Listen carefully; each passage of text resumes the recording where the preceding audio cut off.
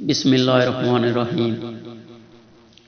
بیان کیا جاتا ہے کہ بنی اسرائیل میں ایک شخص تھا جس کی بیوی نہایت حسین تھی، جس پر وہ اسرائیلی فریفتہ تھا۔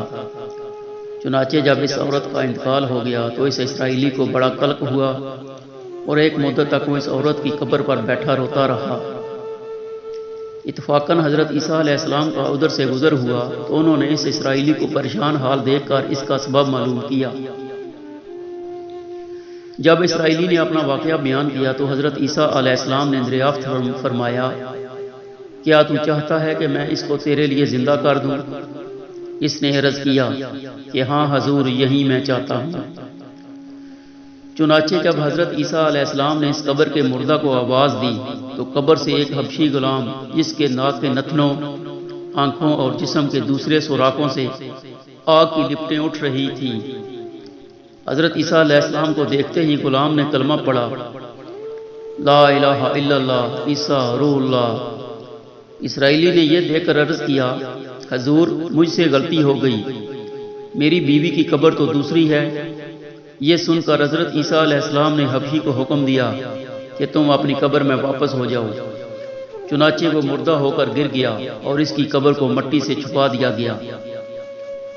پھر حضرت عیسیٰ علیہ السلام نے اس دوسری قبر کی جانب متوجہ فرمائی اور حکم دیا کہ ہے صاحب قبر، اللہ کے حکم سے زندہ ہو جا۔ چنانچہ قبر پھٹی اور اس سے ایک عورت سر سے گرد جھاڑتی ہوئی باہر آ گئی، جس کو دیکھ کر اسرائیلی بولا کہ یا روح اللہ، میری بیوی یہی ہے۔ اور حضرت عیسیٰ علیہ السلام کے حکم سے وہ اسرائیلی اپنی بیوی کو ہمراہ لے کر واپس ہونے لگا، مگر عرصہ سے جاگا ہوا تھا، اس لیے اس پر نیند کا غلبہ ہو گیا اور اس نے بیوی سے کہا کہ تیری قبر پر گریا ازاری اور بیداری نے مجھے ہلاک کر دیا ہے، اس لیے میں چاہتا ہوں کہ کچھ دیر آرام کر لوں۔ بیوی کہنے لگی کہ ہاں، آپ آرام کر لیجئے۔ چنانچہ وہ اسرائیلی بیوی کے زانوں پر سر رکھ کر سو گیا۔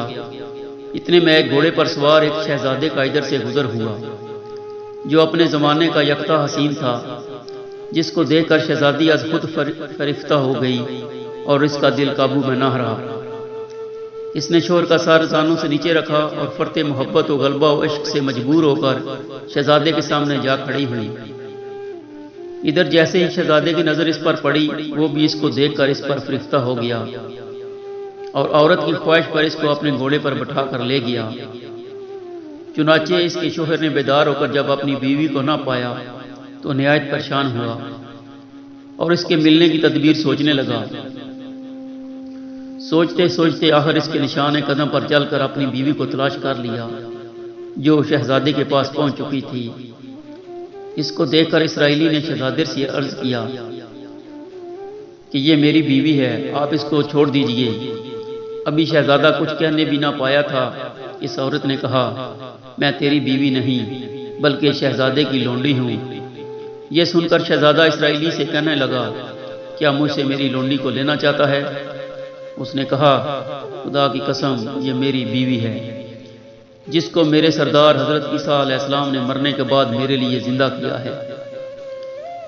ابھی یہ گفتگو ہو رہی تھی کہ اتفاقاً حضرت عیسیٰ علیہ السلام بھی وہاں تشریف لے آئے، جن کو دیکھ کر اسرائیلی کہنے لگا، یا روح اللہ، کیا یہ میری وہ بیوی نہیں ہے جس کو آپ نے میرے لیے زندہ کیا ہے؟ حضرت عیسیٰ علیہ السلام نے فرمایا کہ ہاں، یہ وہی ہے۔ یہ سن کر عورت کہنے لگی کہ یا روح اللہ، یہ شخص جھوٹا ہے، میں تو اس شہزادے کی لونڈی ہوں۔ حضرت عیسیٰ علیہ السلام نے فرمایا، کیا تم وہ عورت نہیں جس کو میں نے اللہ تعالیٰ کے حکم سے زندہ کیا ہے؟ عورت نے کہا، یا روح اللہ، بخدا میں وہ نہیں ہوں۔ اس کے بعد حضرت عیسیٰ علیہ السلام نے فرمایا، جو جان خدا کے حکم سے میں نے تجھے دی ہے، اس کو واپس کر دے۔ یہ سنتے ہی وہ عورت پھر مردہ ہو کر گر پڑی۔